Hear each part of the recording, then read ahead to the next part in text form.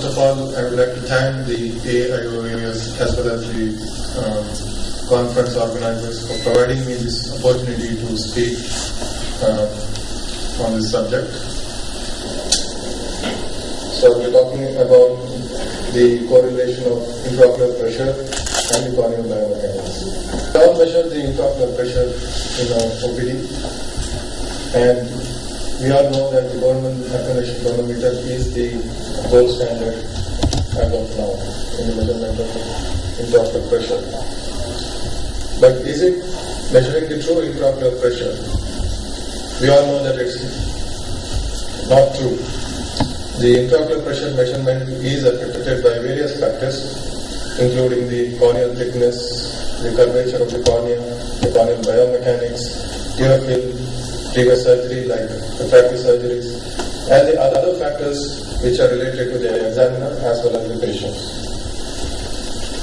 So, I'll be mainly concentrating on the corneal biomechanics, though the CCT as well as the corneal curvature is also part of the corneal biomechanics. The most widely studied factor is the central corneal thickness, its relation to the intraocular pressure. And we all know that thick corneas tend to overestimate the intraocular pressure, and the thinner corneas tend to underestimate the intraocular pressure. And so there was a lot of correction algorithms which came up to give a corrected intraocular pressure. But now we know that none of these algorithms are accurate, and there is no correlation, or there is no agreement between all these algorithms. And we no longer use the corrected IOP in our clinical management. As long as we know what a thick cornea and a thin cornea means to our patients, we don't correct the intraocular pressure. But why none of the algorithms truly work is because the relationship between the central corneal thickness and the intraocular pressure is not truly linear. They are based on theoretical assumptions, and also because they don't take the other factors which can affect the intraocular pressure into consideration. So basically, the corneal biomechanics can be understood in a very simple diagram like this. You have one chopstick here, you have multiple chopsticks. So obviously this one is going to be a little harder to bend or break. And you have a steel rod here and a wooden rod here with a similar caliber. But we know that the steel rod is much difficult to bend. So this represents the central corneal thickness, and this represents the corneal other factors in the corneal biomechanics. Basically, the stiffer the cornea, higher the measured intraocular pressure. Softer the cornea, lower the measured intraocular pressure, regardless of the central corneal thicknesses. So, we are still trying to understand the role of corneal biomechanics in the disease process itself, as well as the role of corneal biomechanics in the intraocular pressure measurements in the normal and glaucomatous eyes. And in that process, we have a few instruments which try to put in the information available about the corneal biomechanics and come to some conclusion about the intraocular pressure. Some of them Dr. Rajesh has already mentioned: the dynamic contour tonometer, the ORA, and the CORIS. Dr. Rajesh has already described what ORA is and what it measures. Basically, there are 4 different parameters: the corneal hysteresis, the corneal resistance factor, the Goldmann correlated intraocular pressure, and the cornea compensated intraocular pressure are the 4 parameters which the ORA measures. We know that the corneal hysteresis is low in patients of glaucoma, both open angle and angle closure. When it comes to the intraocular pressure measurement, there is instrument, both the IOPG and the IOPC, that is the IOPCC, that is the corneal compensated, as well as the Goldmann correlated IOPs, they are measured a little higher than the gap values. This is consistent throughout all studies. When it comes to agreement between the GAT and the IOPG and IOPCC, they have very wide limits of agreement. That means the values cannot be interchanged.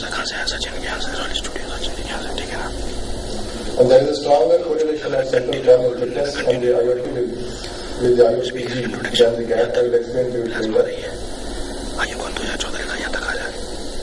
Basically, the non-contact tonometer process, the suitability of such a NCT process to determine corneal biomechanics and the true IOP has not yet been demonstrated.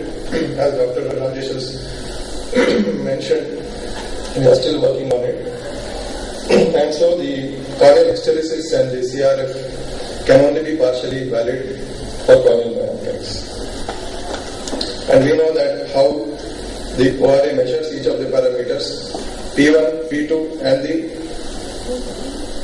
constant. This is all that is used in calculating the intraocular pressure as well as the corneal biomechanics. So how close it is to the true corneal biomechanics, we still not clear. Whether it's really measuring the corneal biomechanics or something else, still not very clear. So when we look at the corneal effect on the tonometry itself, this is the Goldman applanation tonometer, that for every 0.19 millimeters of mercury, for every 10 millimeters of central corneal thickness change, there is a 0.19 millimeters of mercury change. It is more with ORA, that is the IOPG, that is 0.33, and it is not related with the corneal compensated IOP. So in a nutshell, the IOPG has a stronger relationship to the central corneal thickness than the GAT. The IOPCC and the CCT are unrelated. That is because that is how the machine calculates it takes into consideration the CCT. That's why they are unrelated. The corneal hysteresis is not a predictive factor in deciding of the GAT and the IOPG.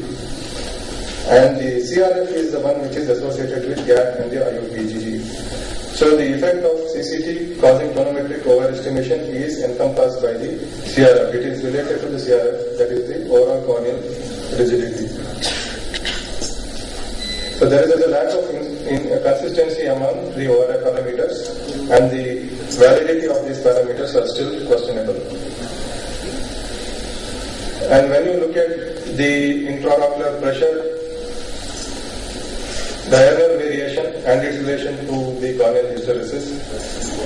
So here the CCT, the intraocular pressure and the corneal hysteresis are measured every 2 hours for a 24-hour period. Here you can see that the intraocular pressure this is the diurnal fluctuation, nocturnal spike, and along with that you can see that there is a change in the CCT also, but the corneal hysteresis remains almost flat. That means the change in the biomechanics of the eye do not contribute to the IOP fluctuation. That is another information which we can get. Coming to the Corvis, so Dr. Rajesh has already explained the deformation amplitude, the other parameters like the corneal velocity, the applanation length, and the other parameters that can be obtained along with the intraocular pressure. When we look at the repeatability and reproducibility of the ORA intraocular pressure, the Corvis intraocular pressures, they are quite good. Both the repeatability and the reproducibility. And it correlates well with the GAT values also. It gives a slightly lesser intraocular pressure reading than the GAT. But in our own study in the group of primary angle closure disease, in the PACS group, actually the Corvis showed a little higher intraocular pressure readings than the GAT. Same in the PAC group, but there was a slight overlap, and it is slightly lower readings in PACG. So the corneal deformation amplitude has a good intraclass correlation. And the studies show that there is no difference in the corneal deformation amplitude between glaucoma and non-glaucoma groups. It is associated with age, intraocular pressure, and CCT. This is an example of two patients of a similar age group, and this patient has a normal intraocular pressure and this patient has a very high intraocular pressure of 30. You can see that the deformation amplitude here is more as compared to the person who is having a higher IOP. So the intraocular pressure plays a role in the corneal deformation amplitude. So this is the deformation amplitude data which we have in our primary angular curvature disease patients. As expected in the PACD group, the deformation amplitude is lower.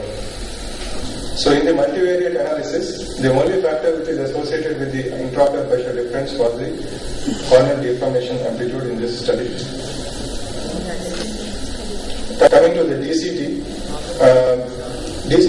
DCT is supposed to measure the intraocular pressure independent of the central corneal thickness, the corneal shape and the axial length, and it gives a little higher reading as compared to the gap, and it has got excellent intra-observer and inter-observer variability.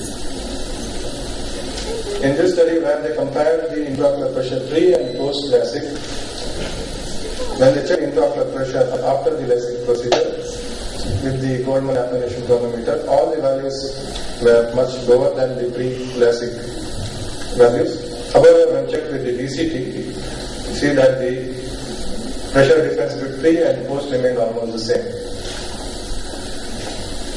So they remain unchanged. So probably DCT is a better instrument to check the intraocular pressure in patients who have undergone refractive procedures like LASIK.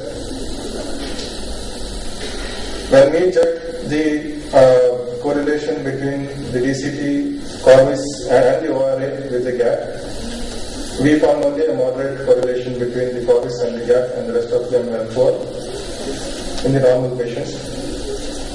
And so similarly, moderate correlation in the glaucoma patients. So none of the currently available instruments are perfect enough to measure the true intraocular pressure, and probably it is worth exploring the deformation amplitude and other waveforms which are available with the Corvis to understand the corneal biomechanics in a better way, and probably be able to measure the intraocular pressure more accurately. Thank you.